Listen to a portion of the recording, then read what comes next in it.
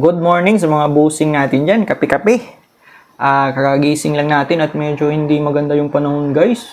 May bagyo atang parating. At yun nga, yung video natin na to, may sasagutin lang tayong student. Mayroon lang siyang tanong sa atin if ever pwede bang mag-add ng bypass speed test na lesson sa ating course. Pwede naman po, madali lang naman po yun gawin sa Microtech. Pero hindi ko po siya i-add o hindi po natin siya magagawa. Kasi bakit? Based on experience lang mga bossing almost 6 years na kaming nag-ooperate. Although maliit lang yung aming operation. Hindi siya magandang gawin in the sense na medyo pangluloko kasi siya konti. Lagay mo na lang yung sarili mo sa client. Then matutuwa ka ba na ganun nga.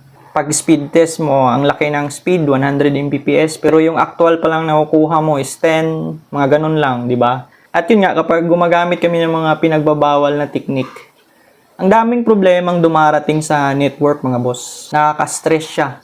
At yun nga, tinanggal namin yung mga ganong technique namin at naging honest na lang kami sa client, pati sa mga sarili namin. Problema talaga minsan. May problema yung ISP, hindi natin yun makukontrol. Mas madaling solusyonan yung ganon mga boss kapag honest lang tayo. May problema man pero madaling solusyonan. Siguro, ma-advise ko, instead na bypass speed test, why not burst?